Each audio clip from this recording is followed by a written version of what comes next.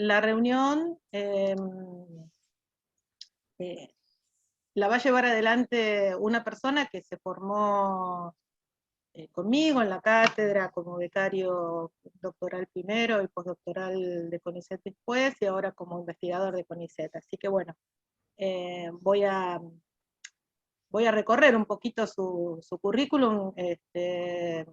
Ronnie es graduado de nuestra facultad, es licenciado en Historia, es doctor en Humanidades, con mención Historia, también por la facultad, es adjunto de la Cátedra de Seminario Regional, hay varias que están presentes hoy que han estado cursando nuestra asignatura y ya han tenido a Ronnie como... Y también, además de docente de la Facultad de Humanidades y Artes, es investigador de CONICET.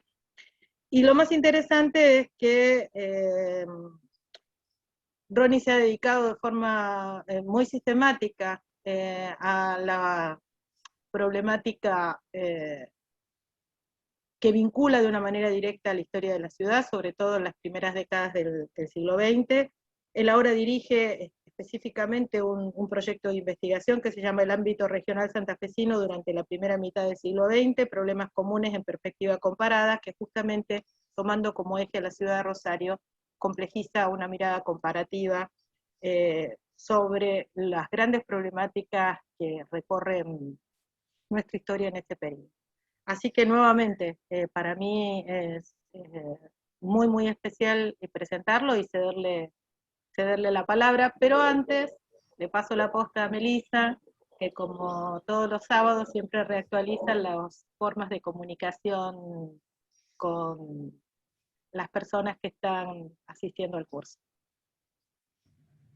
Gracias, Sandra.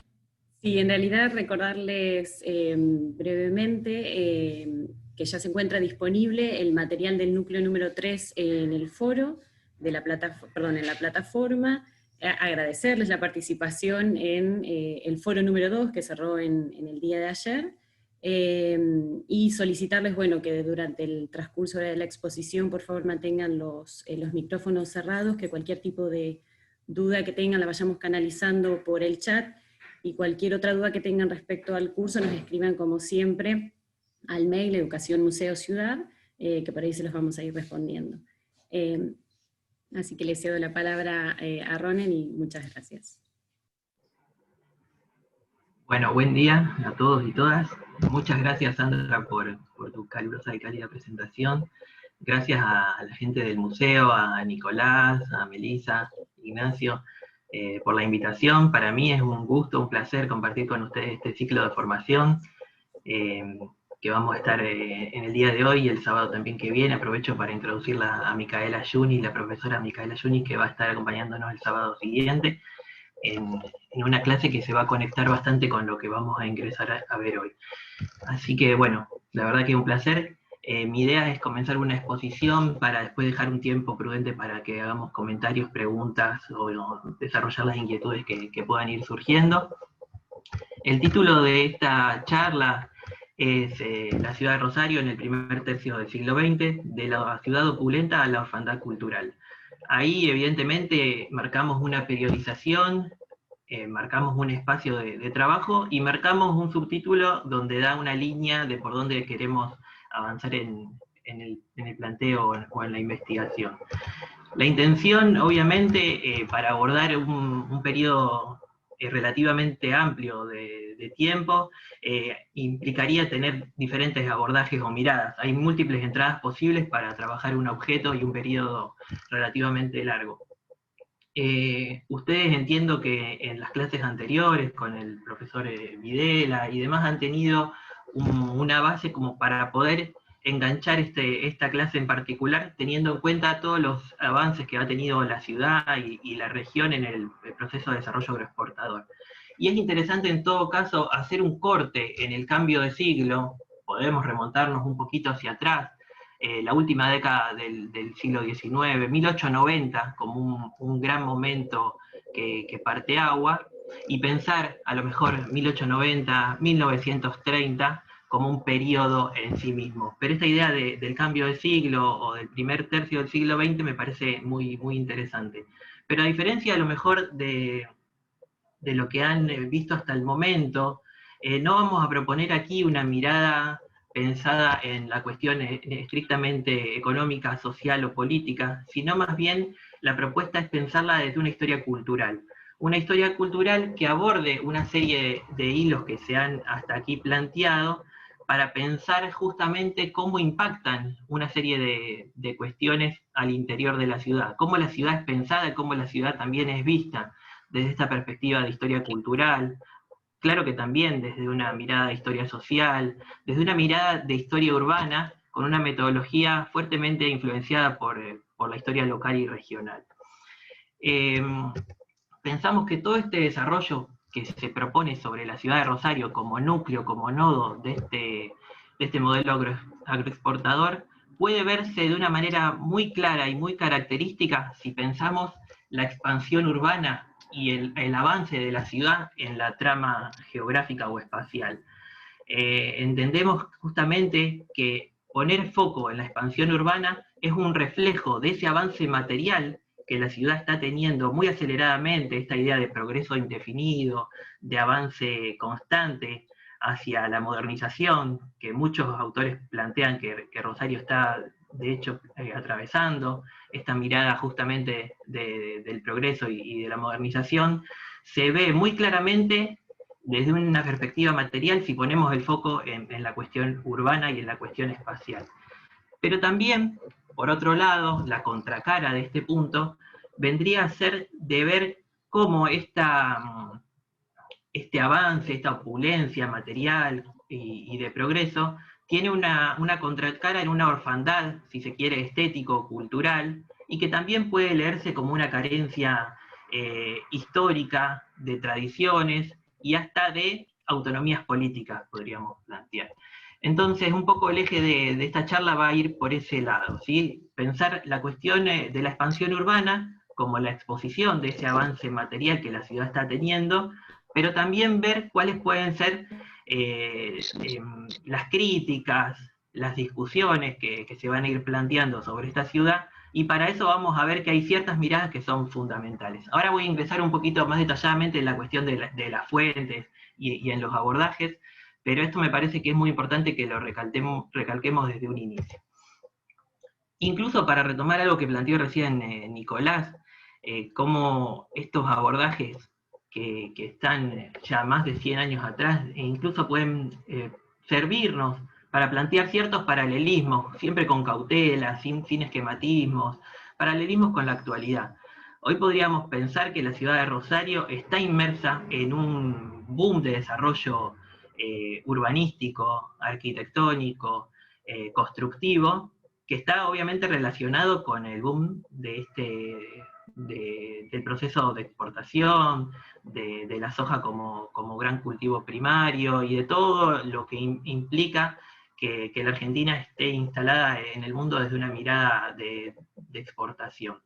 Pero eso obviamente no es la primera vez que pasa y tenemos este antecedente que es fundamental, este antecedente que nos permite ver cómo Rosario se desarrolla materialmente a la luz de esos grandes avances que tenía el modelo agroexportador. Porque si Rosario era el puerto, el lugar, el embudo por donde se canalizaban esas exportaciones desde las zonas rurales, desde el hinterland rural que rodeaba, hablo en hinterland en un sentido muy amplio, de esta perspectiva justamente de historia regional, los desarrollos del área pampeana, Córdoba, Santa Fe, incluso Entre Ríos, porque Rosario era el puerto por excelencia donde se embarcaban en última instancia esas producciones que llegaban en ferrocarril, hacían el transbordo a los barcos y salían por esos cruceros atlánticos para la exportación. Y eso impactó de una manera notable en la expansión urbanística y arquitectónica y edilicia de Rosario. Desde 1890, como el momento posterior a esa crisis que se estaba atravesando y saliendo, con algunas altas y bajas, con mayor y menor afluencias, hasta por lo menos la crisis del sistema agroexportador, que es de 1930, la crisis del modelo agroexportador.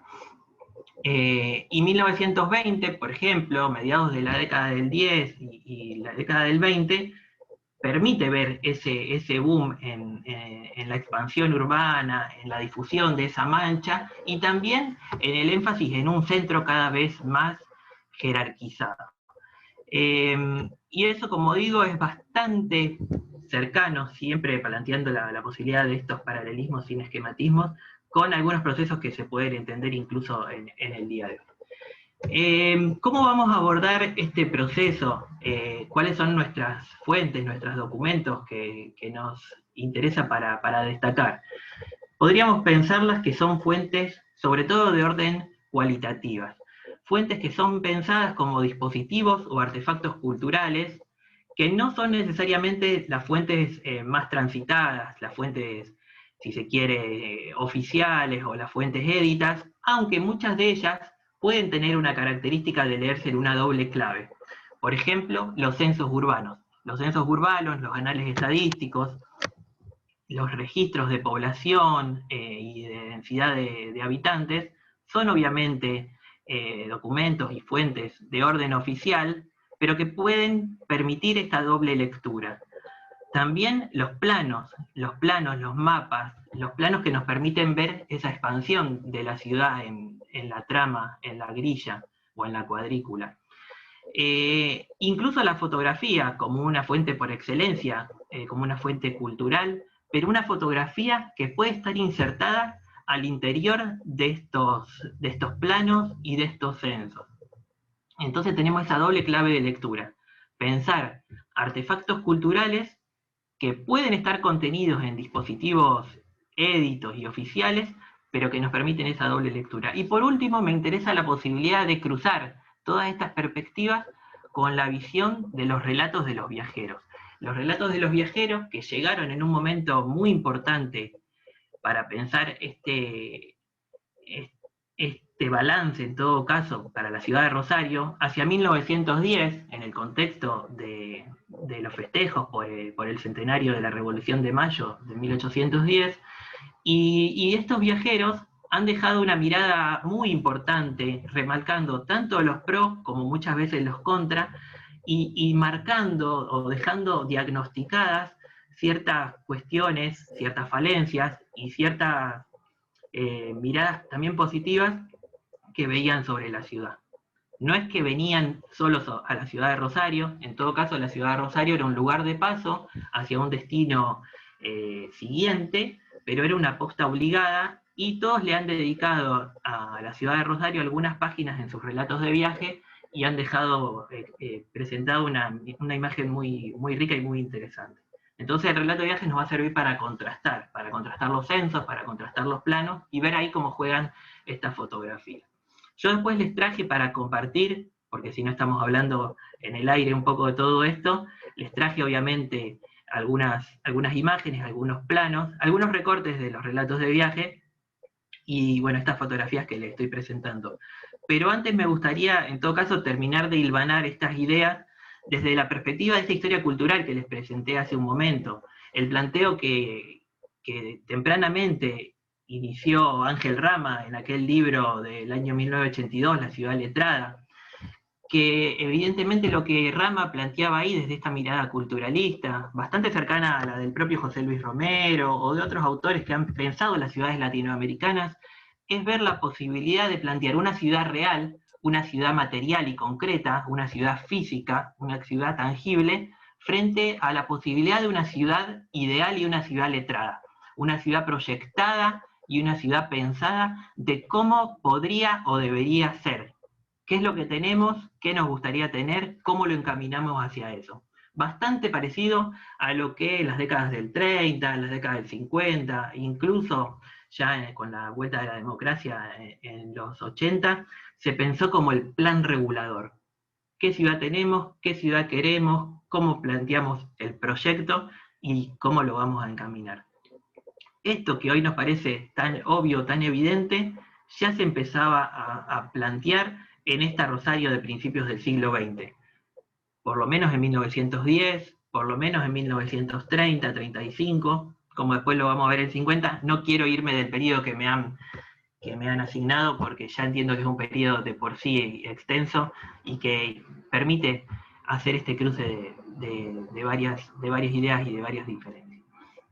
Así que bueno, si me permiten, después en todo caso obviamente dejo lugar para comentarios y preguntas, si les parece lo hacemos al final. Si me permiten, ahora voy a compartir pantalla y les voy a ir mostrando un poco de esto que estábamos hablando para poner estas palabras en imagen. ¿Se ve bien ahí? Buenísimo, cualquier cosita me van avisando. Bueno, como pongo ahí de subtítulo, la idea de trabajar el censo y los planos como fuentes para comparar y contrastar esta idea de un plano cuantitativo y de un censo ilustrado. Esto que en principio pareciera hasta una contradicción si nos ponemos a ver. ¿Por qué el plano va a contener cifras y contener datos y para eso está el censo? ¿Y por qué el censo no son solo datos, números y guarismos, y sino también por qué el censo tiene la necesidad de ilustrar con otro tipo de imágenes que ahora vamos a ver? En este sentido, adelanto, digamos, el argumento de que tanto censo como plano se conforman como dispositivos culturales multitextuales. No solo alojan un soporte o un formato, sino que permiten dialogar en diferentes claves de análisis. Y también es interesante entonces compararlo, contrastarlo y verlos en serie. Hoy por hoy vamos a hacer un recorte. Los planos y los censos que van entre 1900 y 1920-30. Pero si veríamos la serie en más largo plazo, en una visión un poco más teleológica, podemos incluso ver ahí más rápidamente esas distinciones o esas diferencias que van surgiendo al contrastar. Los datos y las series se contrastan unas con otras para ver ahí una evolución o un resultado más impactante o más directo. Una serie cortada en un momento, digamos, diacrónico, en un punto puntual de un periodo, no nos dice de por sí mucho si lo cortamos de la serie que lo contiene. Ahora, cuando analizamos la serie en su conjunto, ahí vemos una evolución, un alza, un declive, un estancamiento, un amesetamiento, etcétera, etcétera. Bien, acá yo les traigo, perdón, acá les traigo esta primera imagen, y ustedes me van a decir, bueno, acá, profe, estamos haciendo un poco de trampa, porque probablemente estemos hablando del mismo lugar, el mismo espacio, pero con una buena diferencia de tiempo y de años. Ahí lo que tenemos es el mercado central en dos momentos bien distintos de la historia de la ciudad. La primera foto, la que tenemos a mi izquierda, es la del álbum de George Alfred, del año 1866, y la segunda foto es el mismo mercado central, el mismo entre comillas obviamente, la misma esquina, la misma ubicación, pero la foto que aparece en el censo municipal, el tercer censo de Rosario del año 1910. Y acá lo que se ve, bueno, son muchas cuestiones para comparar. Una, lo edilicio, lo arquitectónico estrictamente, una construcción de una planta muy precaria, frente a una construcción de 2 pisos con torre, azotea, mucho más recargada en cuanto a las ventanas, a los toldos y demás. Pero por otro lado, algo que llama mucho la atención es la aparición de gente, de personas, de transeúntes que están en la escena. Apenas unos cuantos contados en la primera escena, frente a, podríamos decir, una multitud. Pareciera Falabella antes del cierre, ahí, la esquina incluso bastante cercana en cuanto a cuadras, pero no, gente agolpada en ese mercado por abastecerse de elementos. Entonces ustedes me van a decir, bueno, pero profe, estamos haciendo trampa porque comparamos un mismo lugar con una diferencia de unos 44, 45 años, obviamente el avance iba a ser evidente. Pero la trampa no la hago yo, la trampa esta, o la propuesta, entre comillas trampa, la hace el propio tercer censo municipal de 1910. El censo que coordina y que dirige Juan Álvarez, que lo deben ubicar, conocer, probablemente hayan leído su historia de Rosario, el director de la Biblioteca Argentina, etcétera, etcétera. De Juan Álvarez podemos hablar en mucho rato, pero lo que quiero decir es que este tercer censo de 1910 trae él mismo a colación este poder de la imagen para sintetizar la expansión, el progreso y la modernización de la ciudad, que en un lapso determinado de años, no demasiado amplio, podríamos plantear estos 45 años, el cambio pareciera que estamos hablando de dos ciudades directamente diferentes, adoquinados frente a calles de tierra, las construcciones en altura, etcétera, etcétera. Entonces, esta propuesta de cómo el censo incorpora la fotografía en esta clave de que la fotografía deja en evidencia de manera incontrastable el avance, porque frente a esto no hay argumentos. Escucho un ruido, no sé si hay un micrófono muy fuerte. Ahí va, gracias. Esta idea de que la fotografía deja en evidencia de manera incontrastable este avance, que frente a esto no hay argumentos, no hay números que puedan oponer este avance a esta realidad. Además de que se incorporan los datos estadísticos de cuánta población había en 1860 y cuánta población hay en 1910, ese es el dato crudo de los guarismos, pero esto es lo que de alguna manera confirma de una manera incontrastable. Y esto es una clave de lectura, digo, multitextual, y se conforma entonces el censo como un artefacto cultural, porque si bien el censo puede haber trascendido en algunas agencias de colonización, de atracción a la inmigración y demás, que era siempre esta idea de mostrar, publicitar, de que la ciudad se exhiba y de que la ciudad sea mostrada como una posibilidad, como una atracción para ese posible inmigrante por un lado, o capitales que vengan a invertir en la ciudad, la aparición de las imágenes puede pensarse como una lectura sin barreras idiomáticas. Cualquier persona, lea o no el idioma, el español o las traducciones que hayan tenido, porque incluso los censos eran traducidos al francés, al italiano, principalmente a esos idiomas, pero el censo, como dice Diego Roldán en un texto que hemos cargado en la bibliografía y que se los recomiendo, el censo tiene esta idea de marketing urbano, de plantear la ciudad hacia el exterior para que el censo atraiga. Pero entonces digo, la fotografía no se requiere ser una persona que conozca el idioma o que pueda de alguna manera ser letrada.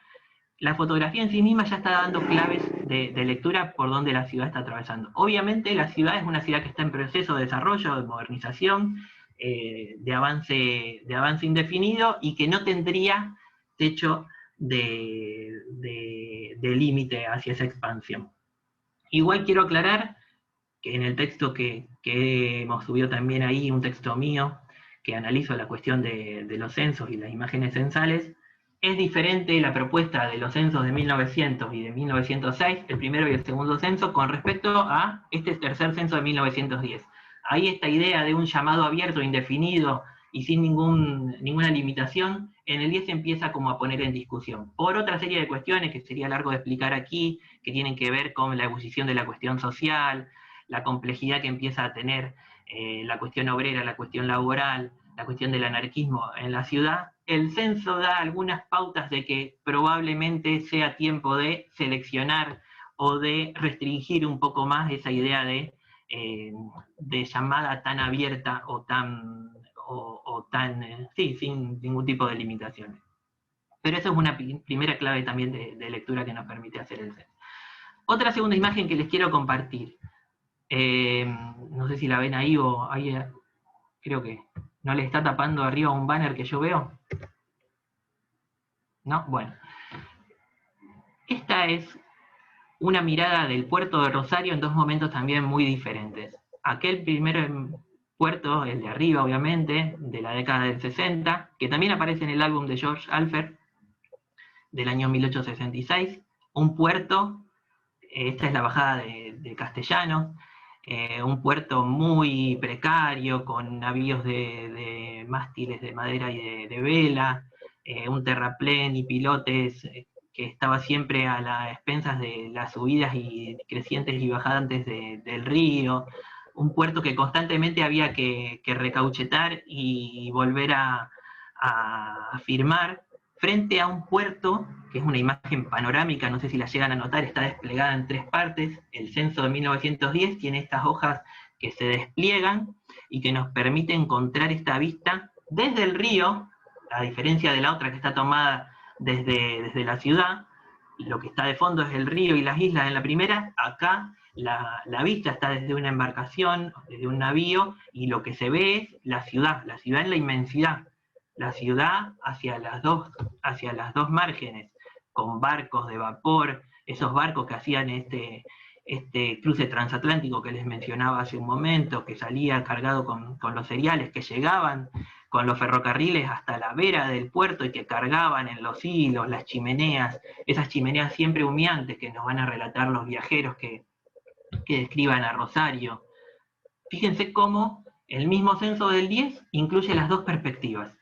La de la ciudad vista hacia el río, muy inicial, muy precaria, y la de el río visto a la ciudad, como, digamos, podríamos decir esos análisis que se han hecho del álbum de George Alfer, que ha hecho Lilian Diodati o Gisela Galassi, esa mirada hacia el interior de la Pampa como la expansión ilimitada. Pareciera que no hay bordes o que no hay nada que lo pueda contener.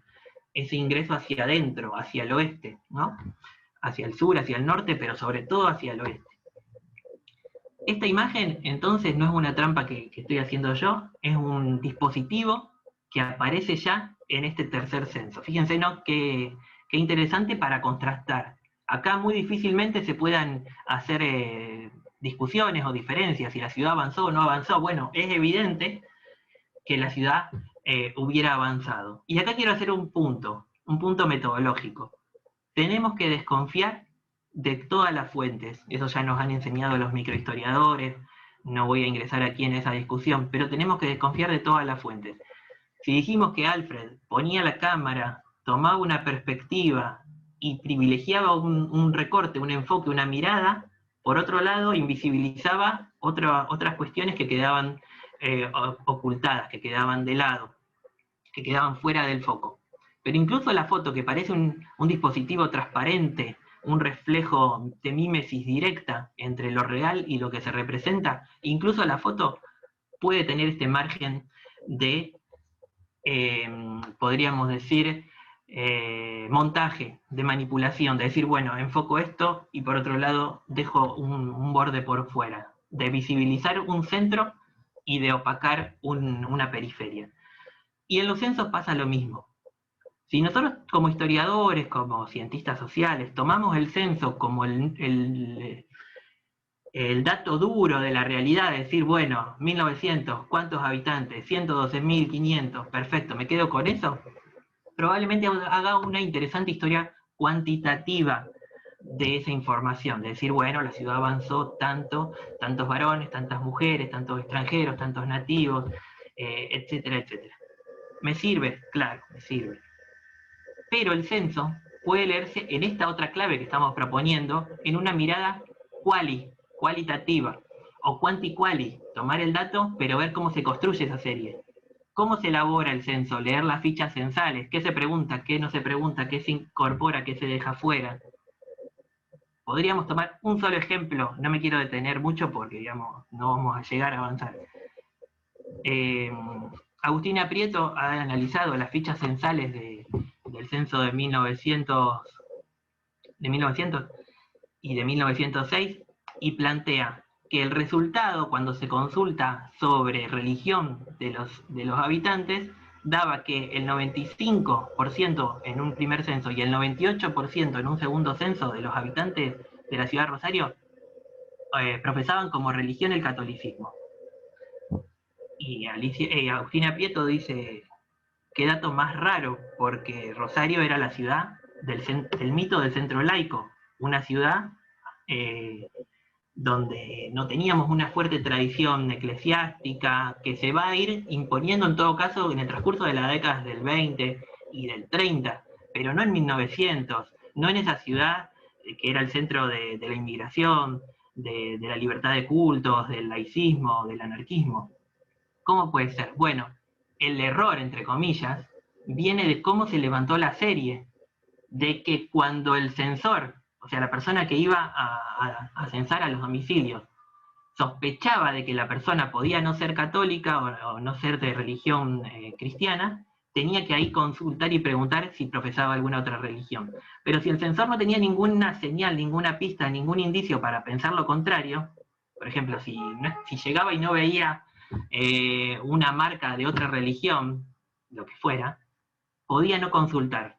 Y entonces tenía dos opciones, poner católico o dejar en blanco. Si dejaba en blanco, el que interpretaba esos datos lo leía como un cristiano católico, ¿sí?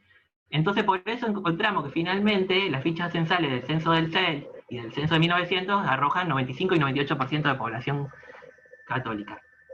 Nosotros sabemos que eso arroja un error, arrastra un error, porque evidentemente si alguien hubiera preguntado diferente o si alguien lo hubiera expresado de otra manera, probablemente sería una cifra bastante menor. ¿A qué voy con esto? No podemos quedarnos con el dato duro del censo como una realidad incontrastable. Tenemos que ver cómo eso se elabora, cómo se construye esa serie y esos datos, y después cómo nosotros la vamos a utilizar para la investigación, como historiadores, como cientistas.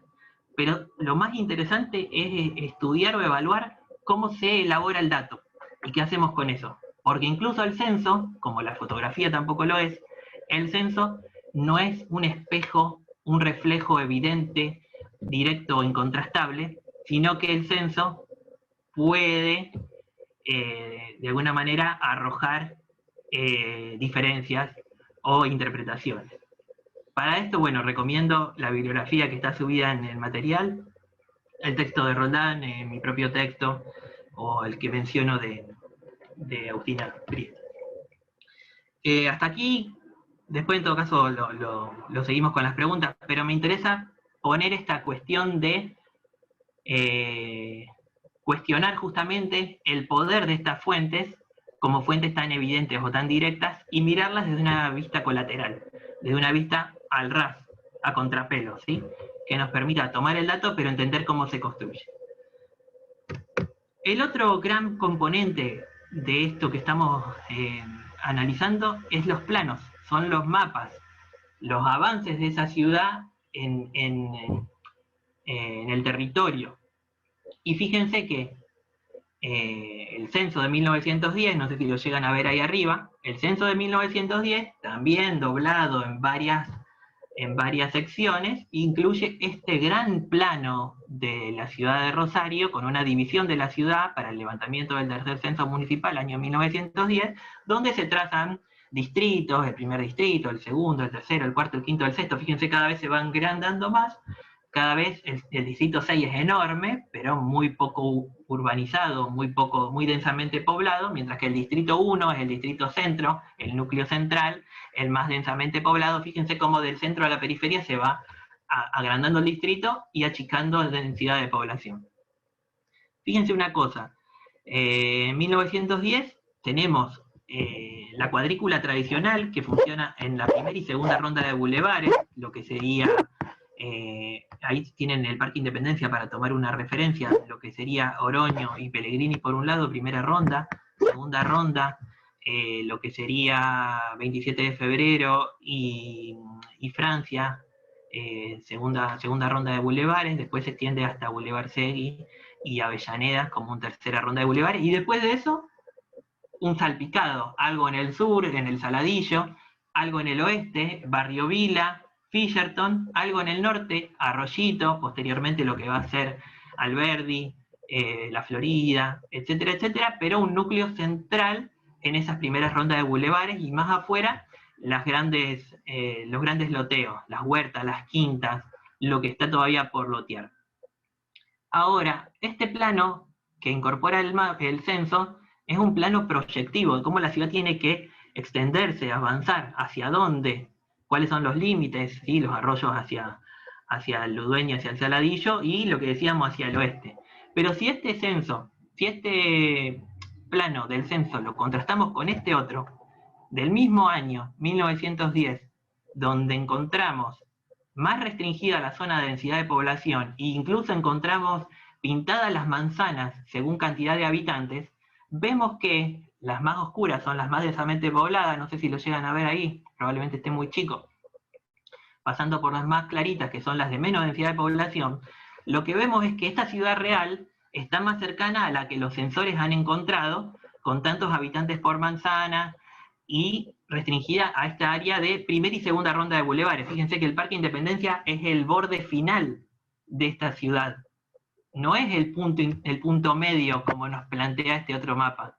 Acá el Parque Independencia parece estar en un lugar equidistante, estratégico, central, de una ciudad que es mucho mayor. En cambio, mismo año, otro plano, densidad de población, nos marca que el parque es casi una periferia, porque más allá de eso tenemos las grandes quintas y los lugares por lotear y urbanizar, y todavía contamos con una densidad de población en este primer eje de ronda de bulevares, lo que hace un triángulo entre Río Paraná y estas dos rondas.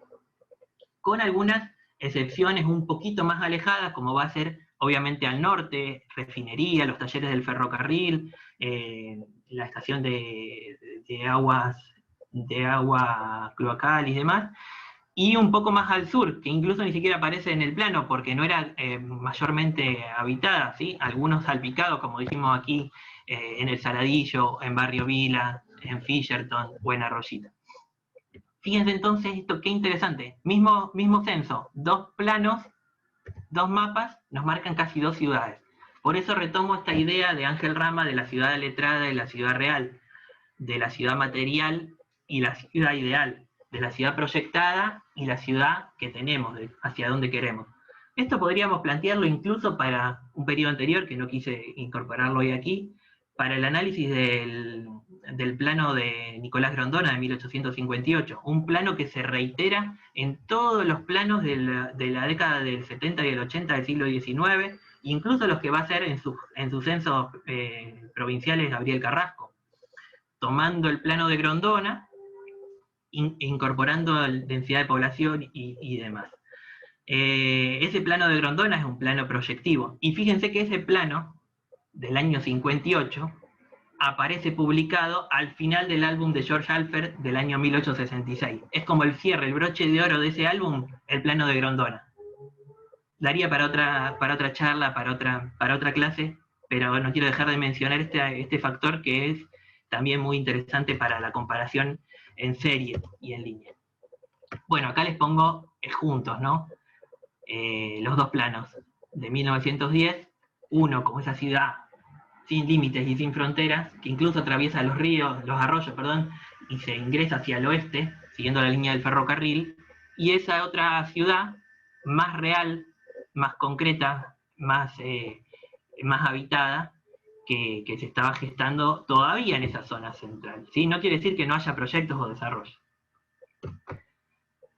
Y también esta contrastación, o este contraste, entre dos planos, que el primero es del censo de 1900, el que dice Rosario de Santa Fe, este que vemos aquí, donde también vemos una ciudad bastante ordenada, bastante siguiendo esta grilla del damero tradicional, la cuadrícula muy, muy correcta, que incluso puede hasta trascender esta idea del parque, y este otro plano de 1909, donde vemos una ciudad casi cercana a lo que vamos a encontrar en la década del 50, 60, 70, una ciudad con diagonales, una ciudad con parquizaciones, con puntos, con costaneras, con avances hacia todos los frentes, ¿no?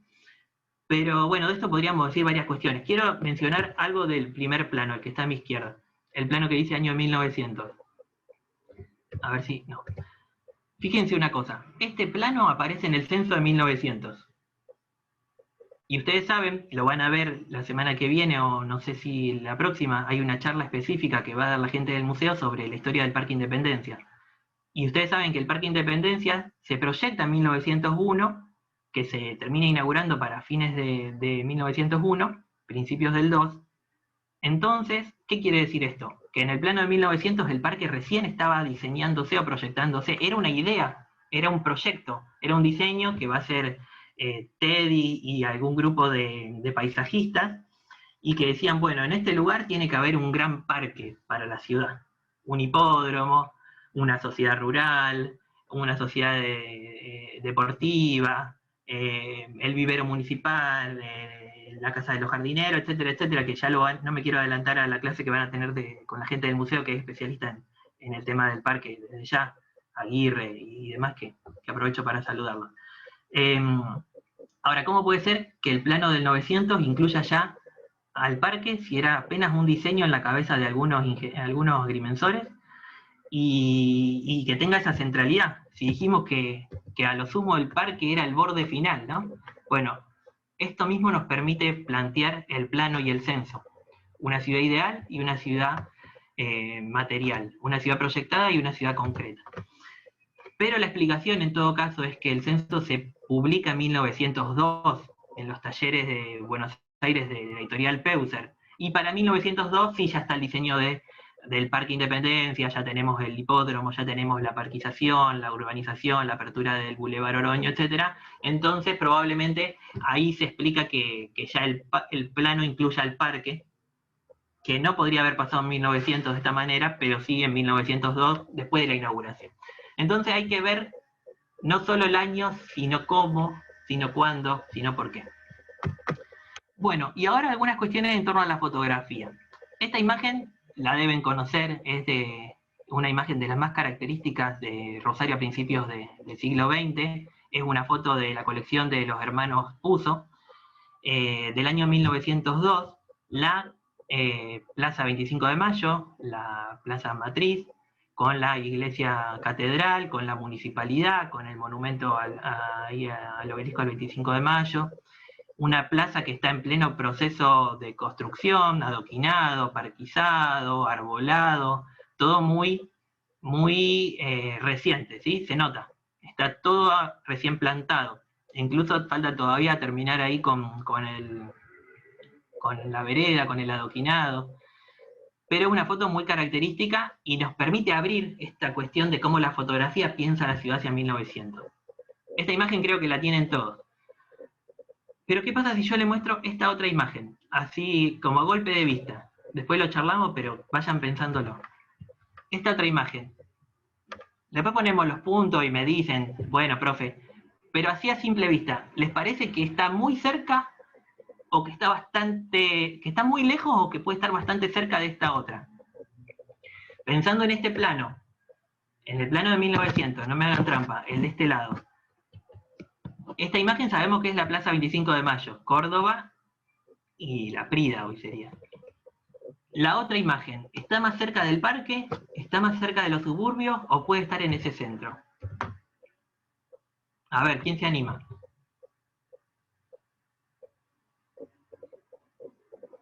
¿Están ahí? ¿Lo dejamos para el final? No quiero arruinar la sorpresa. Están escribiendo por el chat. Claro, están por el chat. Gabriela Cosulo dice que era del centro. Sí, varios opinan lo mismo. Es el centro, es el centro. Es el centro, pero fíjense. Desde otro punto de vista, desde otra perspectiva. Bien. Dijimos acá, pavimento, arbolado, el parque, la parquización, tenemos transporte, carruaje, el tramway, etcétera, etcétera. Y acá, bueno, algunas pistas. La Plaza pistas. Belgrano, agregan. Muy bien. Todavía es la Plaza Brown, que después va a ser Plaza Belgrano, pero fíjense una cosa, ya lo descubrieron. Es el mismo lugar desde dos puntos de vista totalmente opuestos. Una desde lo que sería la esquina de Córdoba y La Prida, desde la bola de nieve, ¿sí? Mirando hacia el fondo de la plaza con los dos edificios más importantes y el río del fondo, y la otra es desde abajo de la barranca, mirando desde el río hacia arriba. Hoy podríamos decir que esta vista es desde la bandera que está hoy el monumento, ¿sí? ¿Me siguen ahí? Bueno, desde donde está el mástil del monumento, mirando hacia arriba la explanada de lo que va a ser el monumento a la bandera. Y lo que delata la imagen es la cúpula de la iglesia. No había tantos edificios con esas características en 1902 en Rosario. Obviamente el edificio más alto en ese momento va a ser la iglesia matriz, con esa cúpula, que si yo hago foco, se ve las otras dos que aparecen ahí de frente, quedan un poco tapadas por la cúpula central, pero bueno, se empieza a notar de que estamos hablando del mismo lugar con dos vistas diferentes. La misma foto sacada por los mismos fotógrafos, los hermanos Puzo, pero cambiando el punto de vista. Esto es que les digo de cómo el fotógrafo puede incidir, cómo puede ocultar o visibilizar o jerarquizar más un espacio que otro.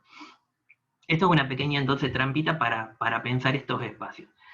Pero incluso esta idea de que la ciudad real y concreta es esta, puede chocar con un proyecto de qué hacer con esa zona, que hoy lo vemos como algo materializado y concretado, como es la apertura de este pasaje Juramento, que conecta la Plaza 25 de Mayo con la zona de lo que va a ser la Plaza Belgrano, ex Plaza Brown, como decimos ahí, que va a ser la zona del monumento y la explanada, etcétera, etcétera.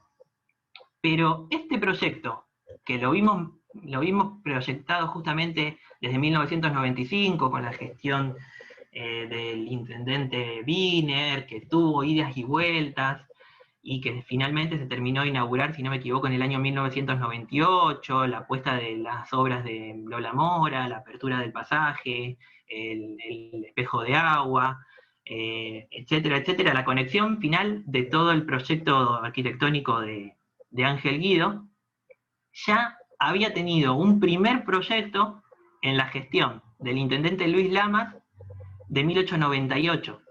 O sea, Luis Lamas en 1898 pone dos cosas: la piedra fundacional de lo que sería un futuro monumento nacional a la bandera, y proyecta la apertura de una avenida Juramento, como le pone él ahí, un pasaje que conectará la plaza 25 de Mayo con la Plaza Belgrano, con lo que se suponía era el lugar que inicialmente Nicolás Grondona había hecho un primer monolito de lo que debería ser el monumento a la bandera, que es este que está aquí, señalado en un color, y esta es la piedra que pone la gestión de Lamas. Lamas es el intendente modernizador de la época, el que tiene la gestión 1898-1904, y hace una serie de cosas que ya algunas mencionamos aquí: la apertura y la diagramación del Parque Independencia, la apertura de la avenida Belgrano, aquí abajo, la ampliación, digamos, de los terrenos hacia la costa, y el diseño de esta avenida Juramento, que ¿qué implicaba? ¿Por qué fue tan temprano el proyecto y tardía la concreción? Estamos hablando de 100 años, entre 1898 y 1998, que se termina de concretar el pasaje. ¿Cuál era el obstáculo que impedía que se abra el pasaje? ¿Lo ven ahí? Había algo que la ciudad real no le iba a permitir a la ciudad ideal. Había algo concreto, algo duro, algo que no se iba a poder derribar, que el proyecto iba a hacer que se demore hasta 100 años. Incluso cuando se proyectó otra vez en el 95, implicó una serie de trabas y de gestiones que la tuvieron frenada hasta el año 98. Sí, ahí escriben en el chat. ¿Lo ves, Mica? Sí. Comentan parte de la catedral, la casa del párroco, la casa del iglesia. Párroco. Muy bien, la catedral. Había un cementerio, un camposanto. Muy bien, bien, están ahí. Ahí se llega a ver. La foto de Puzo muestra que no había un espacio vacío, que no había ahí un baldío, que entre los dos grandes edificios hay algo que se conecta. Había un camposanto, era parte de la iglesia, la casa del párroco, había un archivo. Hubo muchos obstáculos, muchas resistencias de esa ciudad real para que el proyecto de la ciudad ideal se concretara. Y si lo vemos del otro lado, peor aún. Si bien había un espacio de la Plaza Belgrano y demás, había casas particulares, había edificios, había construcciones que iba a haber que desplazar, que iba a haber que el Estado tener que comprar y apropiarse, ¿sí? Esta idea de ir haciéndose esos terrenos, las expropiaciones, común de estos proyectos de esos territorios. Es muy importante el rol del Estado en las expropiaciones de estos terrenos. Y fíjense que eso se ve acá. Acá, si hacemos foco, yo ahora no puedo ampliar, pero si hacen foco ven que está todo bastante urbanizado. Atrás de la iglesia hay propiedades con dueño, atrás de la municipalidad también, y la apertura del pasaje implicaría una serie de expropiaciones a dueños particulares, que llevó una serie de gestiones, pero el principal obstáculo era el que dijimos hace un ratito, el espacio de la catedral, del Camposanto, etcétera, etcétera. Entonces a lo que voy con esto es que muchas veces la realidad es una, la proyección es otra, y la realidad y el proyecto se chocan, y a veces no son compatibles, y a veces hay que dialogar, tensar, ver, ir, volver, y fíjense si este proyecto no ha tenido tantos recorridos y tantas idas y vueltas. Pero este proyecto, incluso desde la original idea de Lamas de 1898 hasta la concreción definitiva de 1995-98 de la apertura del pasaje juramento, había tenido incluso otras intervenciones de un paisajista muy importante a nivel internacional, un francés, que es Joseph Bouvard, que había venido a Rosario contratado por la municipalidad, después de haber tenido un paso también muy importante y satisfactorio por la ciudad capital, por Buenos Aires, donde había proyectado una serie de intervenciones, de mejoramiento, de embellecimiento, embellecimiento justamente edilicio, para plantear una serie de modernizaciones, siguiendo el modelo, obviamente, parisino de la París napoleónica del tercer momento, la apertura de los grandes bulevares, las avenidas, la parquización, el jardín, parecido al modelo que va a implantar Thais para el Parque Independencia, etcétera, etcétera. Este es un proyecto de Joseph Bouvard del año 1909 para ver cómo se podía hacer esa conexión entre la Plaza Belgrano y la Plaza 25 de Mayo, que implicaba la apertura del pasaje juramento. Entonces implicaba todo esto que decíamos, expropiaciones, demoliciones, etc. Y hace dos proyectos, Bouvard. A Bouvard la contrata la municipalidad. El intendente del momento, Quiroga, y el secretario de la época, Juan Álvarez, un tal Juan Álvarez, que ya lo mencionamos aquí, llaman a Bouvard y le dicen, Bouvard, ¿cómo podemos embellecer a la ciudad para asemejarla a lo que ustedes están haciendo allá en Europa, en París, y a lo que plantearon también acá en Buenos Aires? Bueno, Bouvard hace este proyecto con las dos alternativas, la apertura de la calle 1 de Mayo o la isleta completa cerrada, y digamos hace esta intervención doble, pero siempre con la apertura del pasaje juramento hasta la Plaza 25 de Mayo. Bueno, muy bien, le agradecen, lo dejan en estudio, pobre, nunca le pagan los honorarios, plantea un juicio contra la municipalidad porque lo contrataron, pero finalmente como eso no se ejecutó, tampoco se le abonaron los honorarios de la proyección, que era lo que le habían encargado a él. Él era el paisajista, no era el constructor ni el que iba a llevar a cabo la obra, pero bueno, una anécdota también bastante cercana a lo que puede ocurrir. Bouvard entonces le hace un juicio a la municipalidad por la deuda que quedó generada, pero a Bouvard también se le encarga otro proyecto. ¿Pero por qué es importante Bouvard? Bouvard es importante porque Rosario, en esta primera década de 1900, ya se está pensando como una ciudad que tiene que expandirse materialmente, ediliciamente, arquitectónica y urbanísticamente. Ya tiene que tener una serie de señas, una serie de rasgos que la asemejen con esas grandes capitales, Buenos Aires, Europa, París, ¿sí? Estos rasgos que le va a dar solamente el paisajismo, el urbanismo y la arquitectura. Después que no se materialicen o que no se concreten, bueno, tenía que ver con las resistencias de la ciudad material o con las dificultades. Pero ya era un dato muy importante que Rosario cuente con el diseño y la proyección de una persona como Bouvard. Como les dije, que había pasado por Buenos Aires, que venía con estas ideas europeas. Y a Bouvard le encargan un segundo proyecto, que es la apertura y modernización de la Plaza Santa Rosa. La Plaza Santa Rosa, la actual Plaza Sarmiento, calle San Juan, Corrientes, Entre Ríos, Mendoza, San Luis, era una plaza que si ustedes la buscan en los mapas y en los planos, en el plano de Grondona figura como la Laguna de Sánchez, era ese lugar que había que desecar para urbanizar.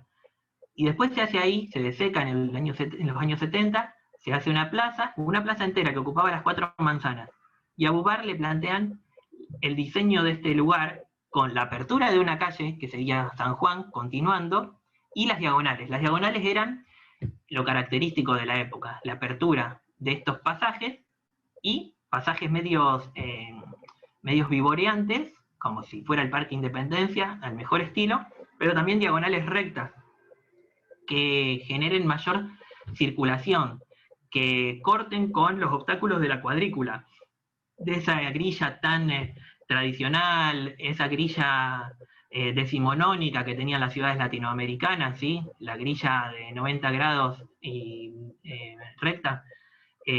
La diagonal era lo que iba a modernizar, lo que iba a permitir que el nuevo tránsito, el nuevo flujo vehicular, ahora automotor, ahora no solo tirado por tranvías a caballo, sino por tranvías eléctricos, después de la concesión en 1906 del tranvía eléctrico a la compañía belga, y el renovado parque automotor que incipientemente va apareciendo, implicaba que las diagonales te permitan llegar de un punto a otro de la ciudad de una manera más ágil y más rápida, sin todos esos embotellamientos, trastoques, pasos a nivel que implicaba el ferrocarril por un lado como gran obstáculo, y el tramway también como un sistema muy obsoleto ya pensado para la época. El tramway arranca en 1872 y se moderniza recién para 1906, 1909. Entonces, bueno, a Bouvard le dicen este otro proyecto para la plaza. Este otro proyecto se termina ejecutando a medias, porque si bien la Plaza Santa Rosa, hoy la conocemos, que tiene esta apertura por San Juan, pero hay algo en el medio que ustedes deben conocer si han pasado por ahí, que es el Monumento a Sarmiento. Y el Monumento a Sarmiento era otra cosa que no podía dejar de estar en Rosario en 1910. Bouvard lo proyecta en el 9 y lo inauguran en 1910. Un monumento a Sarmiento, como Buenos Aires había tenido su monumento a Sarmiento hecho por Rodin, el arquitecto francés. A lo que voy es que si Buenos Aires tenía, Rosario tenía que tratar de tener. Era la manera de seguir estando a la saga. Esta idea de que Rosario es la segunda ciudad de la República es una invención que proponen los censos, que proponen los planos, y que los mismos dirigentes de la época, el grupo dirigente, la burguesía dominante, se está proyectando de poder cumplir y de poder tener. El monumento a Sarmiento era incluso más importante que este proyecto del truncado Monumento Nacional a la Bandera. Fíjense qué importante. Aunque estaba la piedra fundacional en el 98, y aunque el contexto era favorable por la cuestión patriótica cívica en el contexto del centenario de 1910, para que Rosario se diera ese monumento nacional a la bandera, que ya estaba en ciernes, los vecinos y los ciudadanos de la ciudad hicieron colectas, juntaron fondos y tuvieron 2 o 3 iniciativas salidas de su propio bolsillo, de su propio esfuerzo. Esa idea de Juan Álvarez que retoma Mario Gluck, de la ciudad construida desde la hija de su propio esfuerzo, construida con su propio fondo, porque no llegan los presupuestos oficiales, porque no hay presupuestos municipales, ni nacionales, ni provinciales, porque Rosario está de espaldas, por eso la lucha por la autonomía, y por eso todo lo que se empieza a plantear justamente allí. El contexto propicio en 1910, en vez de hacer que se cree aquí, en esta zona de la Plaza Belgrano, un monumento a la bandera, hace que se cree en la Plaza Santa Rosa un monumento a Sarmiento, con suscripción popular. Y el otro gran monumento que se va a Rosario en 1910 es un monumento pragmático, es el Hospital del Centenario. Se pone la piedra fundacional en el 10, se termina inaugurando bastante más tardíamente en el 16, y la otra es la biblioteca de la Biblioteca Argentina. Se pone la piedra fundacional en el 2, en el 10, se inaugura en el 12, pero son todos monumentos concretos, pragmáticos, de una ciudad que pretendía estar a la saga de la nación y de la segunda ciudad del país, y que debería entonces empezar a tener todas estas señales de urbanización, de estilo, de construcción arquitectónica, y cuestiones que debería tener. Un hospital con una escuela de medicina anexa no podía dejar de estar. Era incluso más importante que esta idea, que hoy nos parece incuestionable, de Rosario como ciudad del monumento. Eso es una construcción bastante más tardía, de hecho, porque quedó proyectada y recién fue retomada en la década del 30 y en el propio proyecto que gana el arquitecto Guido y Bustillo, pero fíjense que recién se inaugura en el 57, no era tan evidente que Rosario era la ciudad del monumento, ¿sí? Esto lo dejo planteado, podemos discutirlo si quieren en otro momento, pero había, pareciera, otras prioridades más prácticas, más concretas, más pragmáticas de una ciudad que se estaba haciendo a sí misma. Y fíjense lo que implicó la inauguración del monumento a Sarmiento, la muchedumbre, su vida en el monumento, las banderas argentinas y demás, en la misma clave de festejos del centenario de 1910, una clave cívica y demás, pero esa imagen me gusta contrastarla con esta otra, la de la Escuela Normal de Maestras y la Plaza Santa Rosa, del censo de 1906, si no me equivoco, donde vemos el edificio de la escuela y la Plaza Santa Rosa, ahí muy incipiente, con la arboleda incipiente, pero muy bien construida y parquizada. Y otro dato que no se nos puede escapar, acá tenemos la cúpula de la iglesia, que acá, digamos, no se llega todavía a ver y a notar. Cómo las fotografías nos permiten parece un juego de encontrar las diferencias, ¿no? Lo que había y lo que hay, y cómo en un mismo espacio puede cambiar, y en poco tiempo, digamos, en una diferencia de apenas 5 o 10 años. Como el monumento a Sarmiento, si bien retoma el proyecto de Bouvard, se cambia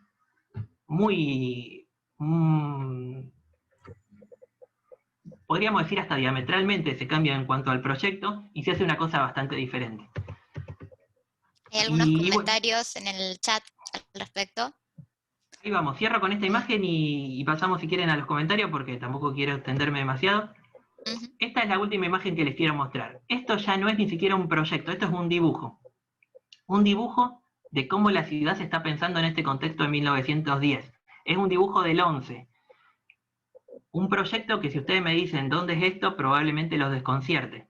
Hay algunas pistas ahí que son muy evidentes. Acá abajo dice Plaza de Mayo, acá dice calle Córdoba, calle La Prida, vemos la bola de nieve, y hasta ahí reconocemos. Pero después lo que vemos pareciera ser algo muy futurista. Eso es una diagonal, una calle diagonal que se tenía que abrir desde el vértice de la Plaza 25 de Mayo, de La Prida y Córdoba, y llegar hasta el vértice del Parque Independencia. Implicaba atravesar casi toda la ciudad de Rosario en diagonal, expropiar, tirar. Ustedes me dirán, ¿qué proyecto más loco? Bueno, en Buenos Aires la gestión de Torcuato de Alvear hizo algo parecido y implicó la apertura de las grandes diagonales, de la Diagonal Norte, Diagonal Sur y la Avenida 9 de Julio, con todo lo que implicó, digamos, tirar abajo cuadras y cuadras y manzanas enteras, expropiar, construir, urbanizar, etc. Acá en Rosario quedó en proyecto, pero es un proyecto que, si bien dibujado, no deja de ser interesante y está firmado por una compañía urbanizadora que es la de J. Daniel Infante, futuro intendente de la ciudad unos años después, en el periodo de la Primera Guerra Mundial, donde él proyectaba la necesidad de una avenida diagonal que una estos puntos tan determinantes de la ciudad, del centro hasta ese suburbio del parque, para que haya un flujo mucho más ágil de la ciudad. Incluso pasaba por la plaza que decíamos recién, la plaza Santa Rosa, tocaba varios puntos en esa diagonal, pero bueno, era un proyecto inviable, como lo va a ser inviable también el proyecto del plan regulador del año 35, que implicaba para Rosario construcción de subtes y de subterráneos y de estaciones del ferrocarril, centrales, etcétera, etcétera, etcétera. Bueno, corto acá, pasamos a preguntas y si quieren después retomamos, porque veo que sí hay muchas consultas ahí en el chat. Dejo de compartir y los miro a ustedes. La verdad que es súper interesante, Ronen. Sí, fueron haciendo en realidad algunos aportes a medida que ibas vos comentando y mostrando los distintos planos y fotos que compartiste. Quería irme un poquito más arriba. Susana preguntaba, pero bueno, después un poco lo fuiste vos explicando. El patio cívico está constituido sobre un camposanto. Y después, ¿En el pasaje juramento? Me parece que sí hace referencia ahí, Susana. Sí, ese fue uno de los primeros obstáculos, digamos, que la iglesia no quería ceder, porque ahí había un primer camposanto en los tiempos originarios de la villa, e incluso había muchos argumentos en contra. Uno era ese, el principal, pero también funcionaba ahí la casa parroquial, había un archivo que se tuvo que correr, y la resistencia fue muy fuerte. Hay varios trabajos al respecto, hay un seminario regional de una compañera que lo ha analizado muy bien, y bueno, ahí se ven las tensiones, las idas y vueltas, y por eso me parece un ejemplo interesante para pensar esa ciudad ideal y esa ciudad material, cómo ahí los avances no se llegan a complementar. Sí. Después comenta, Gabriela, dice, las suscripciones del monumento a Sarmiento fue muy exitosa durante todo el año 1909. El diario La Capital publicaba los nombres de los y las ciudadanas que habían realizado una contribución. Como un poco de complementar lo que vos estabas exponiendo. Ahí, si me permitís, ahí hay dos contribuciones que son muy importantes de los ciudadanos, /vecinos. Léanlo en la clave que para la época funcione mejor. Como si la ciudad de Rosario no era cabecera de gobierno provincial, como lo era Santa Fe, digamos, no era la capital de la provincia, y no recibía fondos a nivel provincial, ni mucho menos nacional, cualquier obra de grande envergadura tenía que salir del apoyo de la municipalidad o de los vecinos contribuyentes. Y el rol de la prensa en esta campaña en pro instalación de, ya sea el monumento a la bandera, que también en el 98 Lamas había hecho una suscripción popular, con menor éxito, pero la suscripción pro Monumento a Sarmiento, y sobre todo la suscripción pro Hospital del Centenario, fueron millonarias, podríamos decir, para la época, y tenían el aval del diario La Capital, que todos los días sacaba la lista de los grandes contribuyentes, y ellos se veían ahí en las páginas del diario de cuánto donó la familia tal y cuánto la otra familia tal, y verse ahí era una especie de señal, de guiño que se daban ellos mismos de decir, bueno, somos lo que valemos, y nuestra contribución hace grande a la ciudad, y nos vemos espejados en la ciudad, y se forma ahí un círculo que Sandra Fernández ha trabajado mucho y muy bien, este círculo virtuoso, en donde la burguesía rosarina se explaya en el espacio público para confirmar su poder económico y social, y hace esa inversión, que es una inversión entre comillas, porque invierte en valorizarse a ella misma y en darse esa raigambre, esa tradición que era tan necesaria, tan huérfana de tradiciones, y por eso lo de la orfandad cultural, que vamos a trabajar con Micaela para la semana que viene, parte de aquí. Hay una gran expansión edilicia, urbanística, pero que tiene que ver con una orfandad inicial, con un legado histórico y de tradiciones que es muy, muy evidente y muy inocultable. Y la inversión en tierras y la inversión arquitectónica y urbanística es una forma que la burguesía va a tener para valorizarse ella a sí misma y darse ese legado del cual era tan carente. Por eso digo que es una inversión en pro de la distinción. Perdón. No, está bien. Comenta Rolando, creo también se quiso instalar el monumento a Garibaldi frente a la iglesia Santa Rosa, y también un poco vinculado con eso, Susana consulta, que justo ve en una de las imágenes que vos habías estado exhibiendo, dice, la cúpula de la iglesia de Santa Rosa, ¿en cuántos años se hizo? Si tenés esos. Bueno, el dato este último no, lo podríamos averiguar, pero parece como que aparece muy rápidamente. En realidad es anterior. La iglesia de Santa Rosa ya estaba. La primera discusión es que la escuela normal tapa a la iglesia. Fíjense una cosa. La iglesia daba frente a la plaza, o a ese espacio baldío inicial que se conforma en plaza. Y la escuela normal, como batalla simbólica por el espacio, se le pone adelante, la tapa total y completamente, pierde la perspectiva y le aparece un edificio normal, digamos un edificio cuadrado, que incluso está en pro del laicismo, todo lo que sabemos, ¿no? De la escuela sarmientina, las maestras norteamericanas, etcétera, etcétera. ¿Qué mayor ofrenda a una iglesia que ponerle un paredón por delante y frenarla visual? Bueno, esa es una batalla muy interesante que los urbanistas de los años 30 van a plantear muy, muy bien, Guido, Farengo, de la Paulera, la cuestión de la vista monumental. De nada sirve un edificio solemne si no hay una vista monumental que le dé la perspectiva. Ustedes pasaron por calle Rioja y Córdoba, perdón, Rioja y San Martín y Rioja entre San Martín y Sarmiento, el Club Español. El Club Español es un edificio monumental, fenomenal. Pero si uno no se para enfrente y mira con todo el cuello para arriba, no tiene perspectiva de visual. Y es un edificio que entonces se pierde en sus características. En cambio, hay otros edificios, probablemente de igual o menor escala, que están mucho mejor posicionados porque la explanada les permite. Y cuando Guido hace el proyecto del Parque Nacional de la Bandera, dice, no sirve solo el parque, no sirve solo el monumento, sino hay un parque, un gran parque, que lo contenga y lo proyecte. Esta idea que es bien parisina de la apertura de la avenida y del bulevar para llegar a la torre del Arco del Triunfo o la Torre Eiffel. El arco en sí no es nada, sino es el camino monumental que lo lleva, que le permite atravesar. Esa es una idea de otro urbanismo, no el urbanismo de Bouvard, que es un urbanismo de embellecimiento, es un urbanismo científico, de estos personajes que estudian en Europa, sobre todo Carlos María de la Paolera, que es el primer graduado argentino y latinoamericano que se gradúa en una universidad europea en París, viene con el título de paisajista urbanista y hace una serie de intervenciones sobre la ciudad, tiene 2 conferencias sobre el desarrollo urbanístico de Rosario en el año 28, estudia el problema de los ferrocarriles, se asocia después con Guido y con Farengo, y hacen este plan regulador del 35, que no lo abordo porque se me va del periodo, pero que para otra oportunidad lo podríamos trabajar, y que hay varias cosas al respecto también publicadas, así que para el que le interesa. Pero los urbanistas científicos ya piensan el monumento y el espacio. Para Guido, lo digo último rápido, para Guido no alcanzaba con abrir el pasaje. Para Guido había que voltear la municipalidad, voltear la catedral y hacer todo una explanada. Si fuera por él, ese era el proyecto.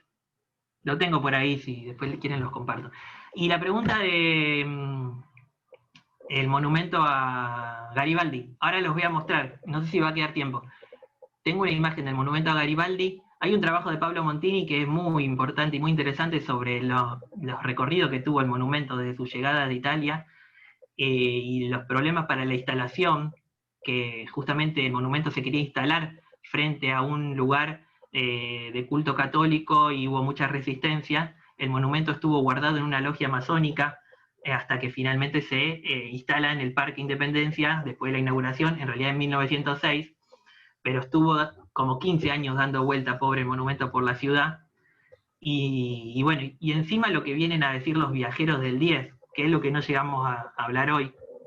Pero si ustedes me permiten, mientras me hace la próxima pregunta, Melissa, yo voy buscando porque les quiero mostrar el monumento a Garibaldi y le quiero decir lo que dice un viajero francés, que es Georges Huret, que dice, pobre Garibaldi, lo feo que les salió, y dice cómo Rosario no puede embellecerse con estos monumentos. Así que yo lo voy buscando y vos seguís, Melissa, si querés con las preguntas. Dale, te voy consultando mientras. Dice Mario, ¿qué influencia tuvo en el trazado de la ciudad la ubicación de las distintas estaciones de trenes que tenían gran movimiento de pasajeros?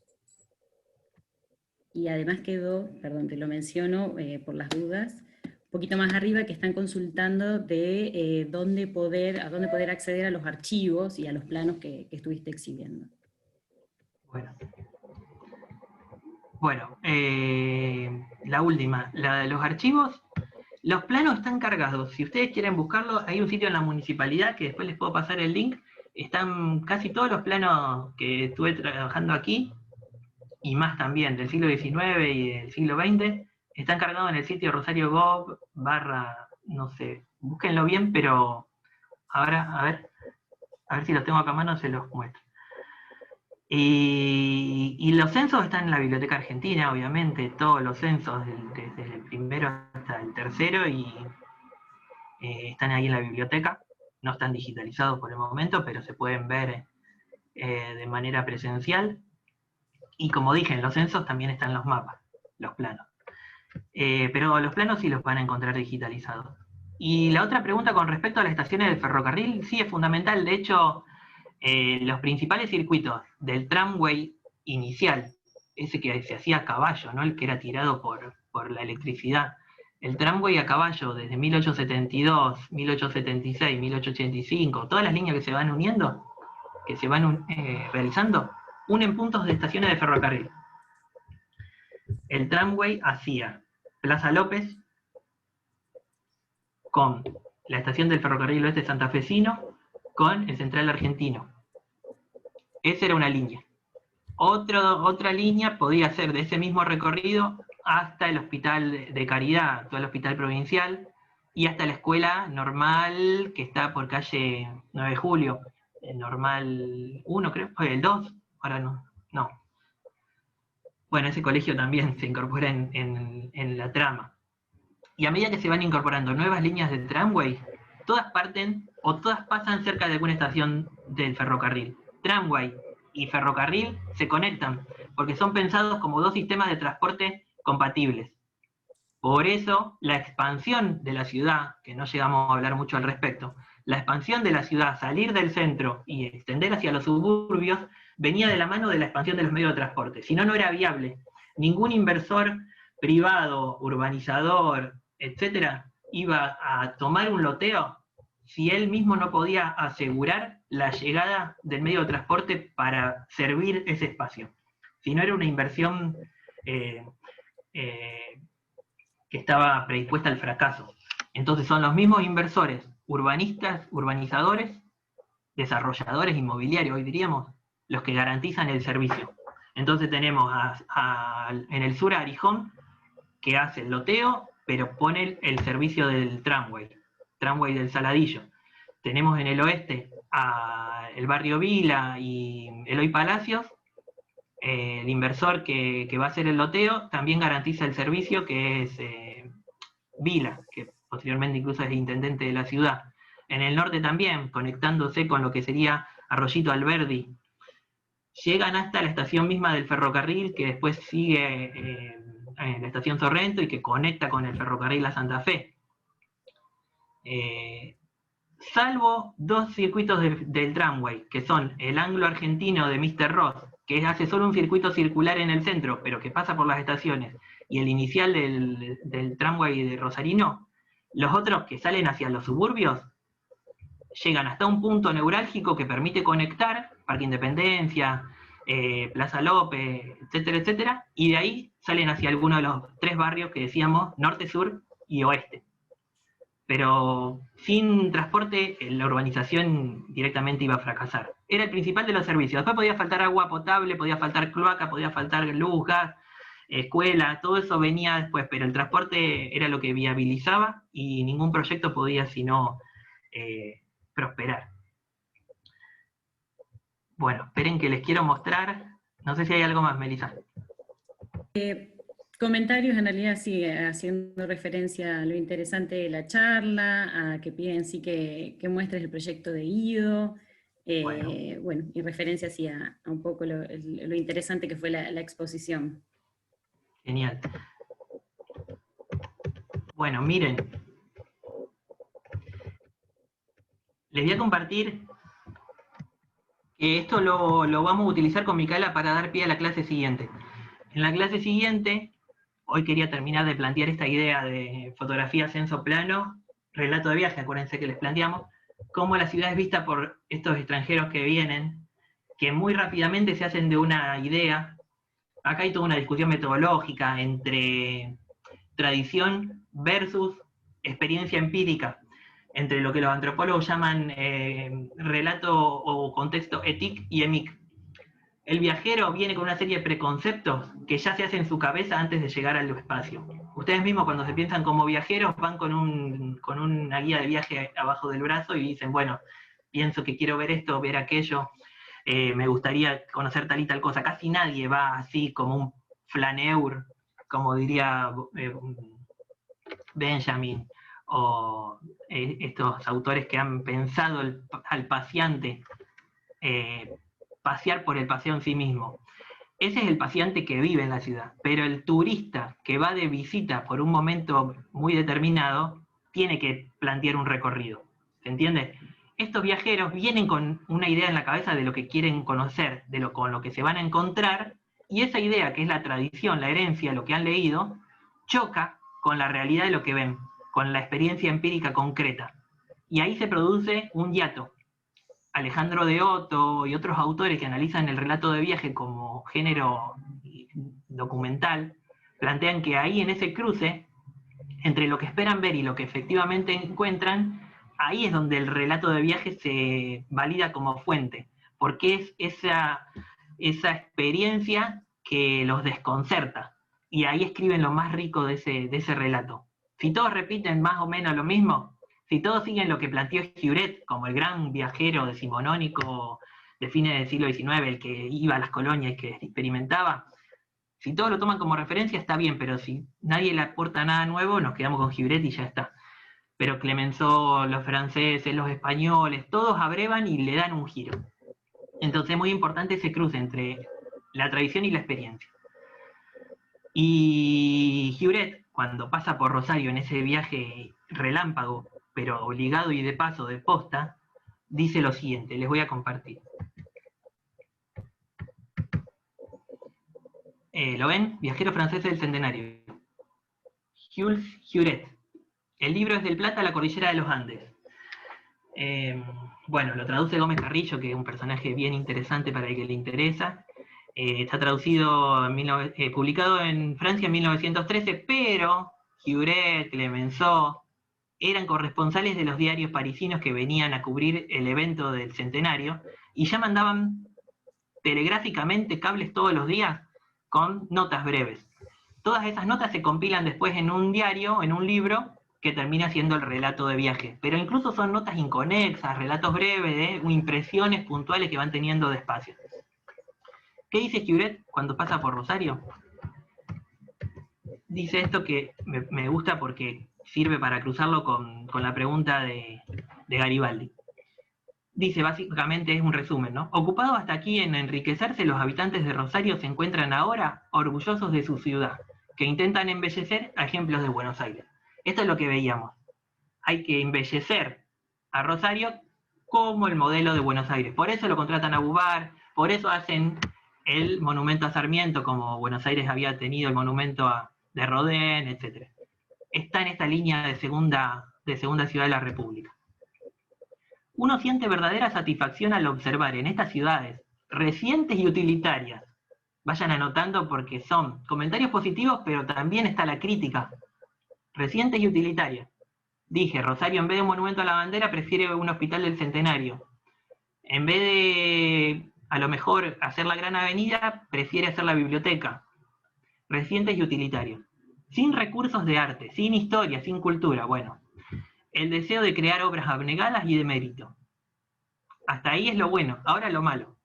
Lo malo es que por predominar hasta ahora el elemento italiano, con gran provecho para la agricultura, las municipalidades se ven obligadas a encargar las obras de arte, entre comillas, a arquitectos y artistas italianos que están a punto de llenar al país de horrores. Claro, no son franceses. No lo llamaron a Rodin, llamaron a un escultor de segunda línea que hizo un monumento a Sarmiento copiando lo que pudo. Corona la obra una estatua inverosímil de Garibaldi, a la que ha dado el artista un aire repelente de barba azul, por su sentimentalidad y realismo falso, por su romanticismo crispado. Es entre las malas obras italianas una de las peores. Bueno, y ahí está, el monumento a Garibaldi, que ya les dije, para el que quiera ahondar, lean a Montini, El mármol del escándalo, donde se ve todo el periplo que hace la estatua desde que llega a Italia, que se intenta instalar, que se esconde en la logia Unión y que hasta que se inaugura en 1906 acá en el parque, que es donde finalmente está ahora, ¿no? Con otro cercado y demás. Ahí está Garibaldi con toda la alegoría republicana, etcétera, etcétera. Y así todo para este viajero no alcanza. No alcanza porque del desarrollo y embellecimiento que quiere hacer Rosario para asemejarse a Buenos Aires, pobre, tienen solo artistas y escultores italianos, y por eso las casas son feas, o por eso la arquitectura es de menor talla. Pero bueno, si de ahí contratan a Bubar, y si de ahí empiezan a embellecer, probablemente, si lo leen en clave francesa, puede haber ahí un giro. Aquí todo el mundo especula, dice Huret. En Rosario no existen, por así decirlo, antiguas familias. Los habitantes de Rosario tienen fama de ser muy vivos, es decir, sagaces, astutos y hábiles en los negocios. Las habilidades, cuando triunfa, es la primera cualidad que se admira aquí. Por eso siempre favorecen la valorización creciente de los terrenos, tan asombrosa como en Buenos Aires, y enriquecerse rápidamente. Esto que decíamos, ¿no? Cómo la burguesía apuesta en la valorización de los terrenos y de los espacios, de los lotes, como una reinversión en clave de implantación multicapitalista, ¿sí?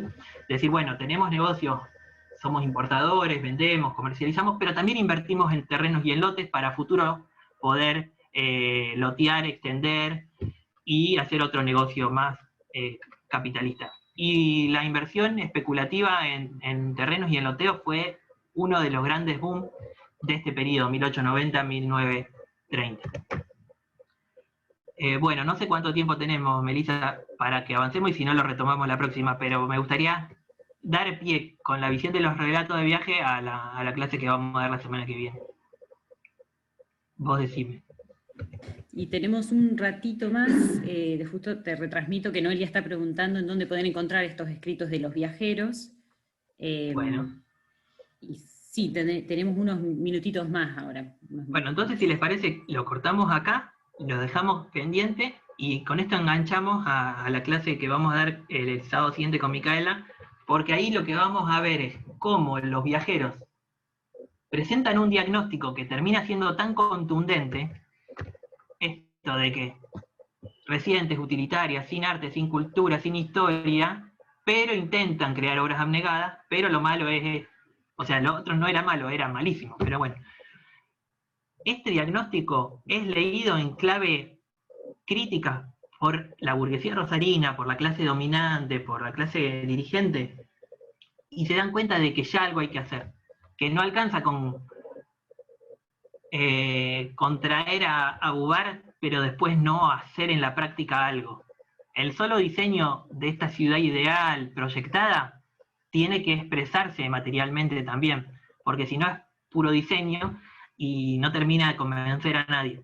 Entonces hay una serie de estrategias, una serie de dispositivos en pro de la elevación artística, cultural, edilicia, pero también estética, musical, teatral, etcétera, etcétera, que todos estaban marcando como una falencia innegable y evidente, y que entonces a partir de ahí, 1909, 10, 11, se empieza a plantear como ya necesaria, como inocultable, como decir, bueno, sí, somos una gran ciudad, progreso, modernización, indefinido, etcétera, etcétera, pero hagamos algo más concreto, algo más material, que eleve espiritualmente y culturalmente a la ciudad y que la asemeje al arte y a la arquitectura.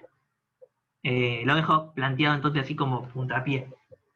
¿Y dónde se puede conseguir esto? Como dije, los censos están en la Biblioteca Argentina. Los relatos de viajeros también, incluso lo van a poder conseguir. Clemenceau está reeditado por la Universidad de Quilmes. Giuret creo que lo van a conseguir también si lo googlean en internet.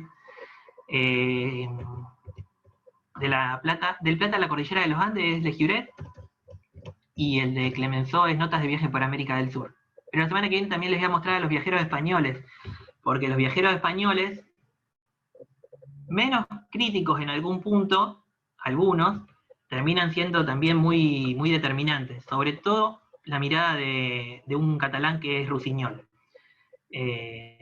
Rusiñol, Posada, Blasco Ibáñez, ¿sí? Pero bueno, lo cortamos acá y dejo para que terminen de preguntar por las dudas lo que haya quedado pendiente, o algún otro comentario que quede por ahí. Veo que el chat está muy cargado, pero creo que fuiste leyendo todo, Melissa. Sí, más o menos lo fuimos siguiendo. Acá justo comentó Mauro, dice, pensando en la elite local y su idea de evidenciar al extranjero, el extranjero barra viajero, la modernidad de la ciudad en función de lo que compartías recién sobre las impresiones y tomando en cuenta la valorización de los espacios desde lo atractivo a nivel imagen, ¿puede considerarse el pasaje PAN un elemento concreto? Pienso en lo estético que señalás y en su segunda etapa, cuando sale hacia calle Córdoba en 1914. Sí, dos cosas, Mauro. Primero que una aclaración casi metodológica. Fíjate que nosotros estamos planteando la idea de burguesía. ¿Es la burguesía como conjunto social y de clase la que nos sirve como marco general para caracterizar a este grupo? Si hablaríamos de élite, le da un marco más bien de tónica política administrativa. Podemos hablar de una élite gobernante a nivel provincial, algunos sectores ilustrados.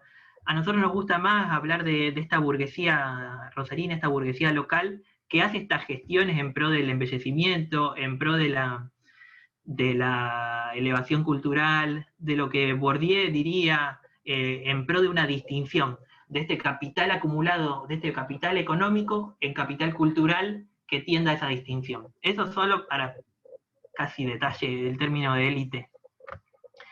Lo de extranjero viajero, sí, el pasaje PAN tranquilamente puede ser en esta misma clave. De hecho, si ustedes leen, no les quiero dar tarea, cada uno hace lo que quiere, lo que puede, lo que les dé tiempo.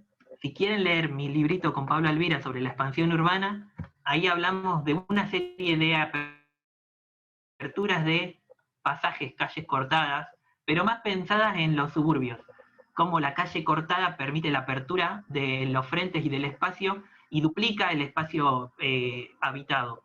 El pasaje PAN es otra cosa, es más pensado como ese pasaje de benjaminiano de la París, de los pasajes, de las galerías de arte, las galerías comerciales, las galerías como espacios de tránsito y de circulación, como ese paseante del flaneur que mencionábamos.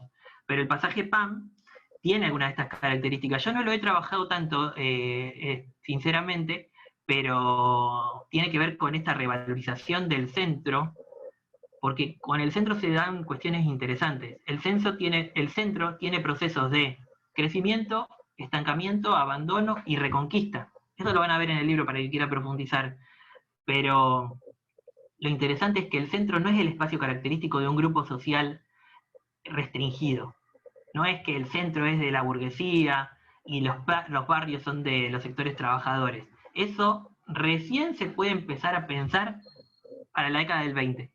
Pero para principios de siglo, el centro mismo es la ciudad y ahí está todo mezclado. En la misma manzana está la mansión, el petit hotel, el palacio, con la casilla de chapa, de barro, el conventillo, o la vivienda esta de vecindad.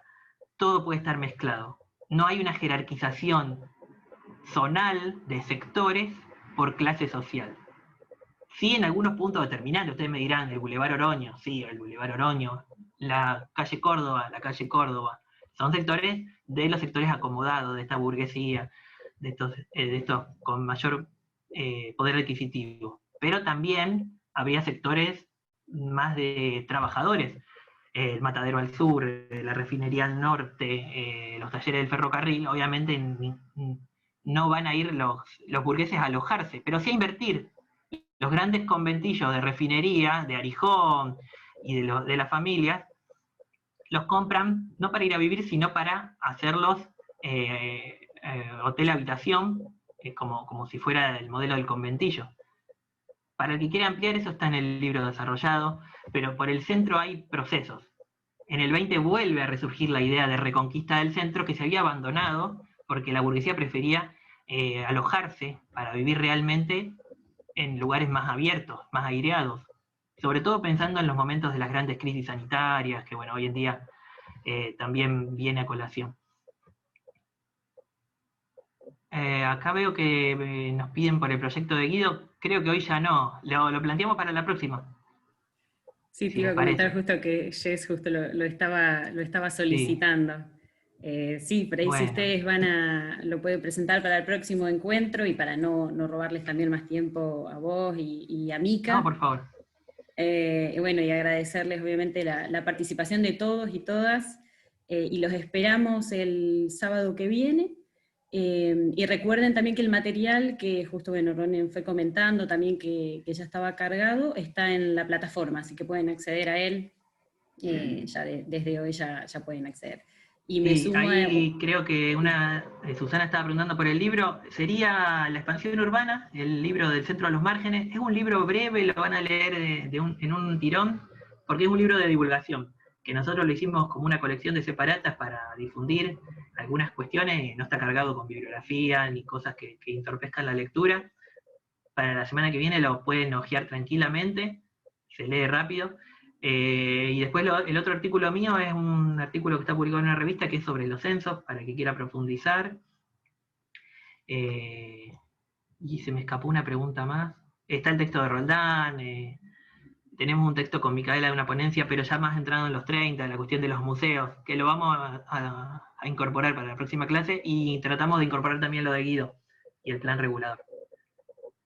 Bueno, espero que por lo que veo en los comentarios les gustó, así que me alegro y bueno, nos encontramos la próxima. Nos encontramos. Gracias por Muchas todo. Gracias. No, por favor. Gracias, hasta luego. Hasta luego. Hasta luego, gracias. Gracias, Nicolás, nos vemos. Gracias, Ronen. Abrazo. Gracias, Melissa. Gracias a vos. Chao, hasta luego.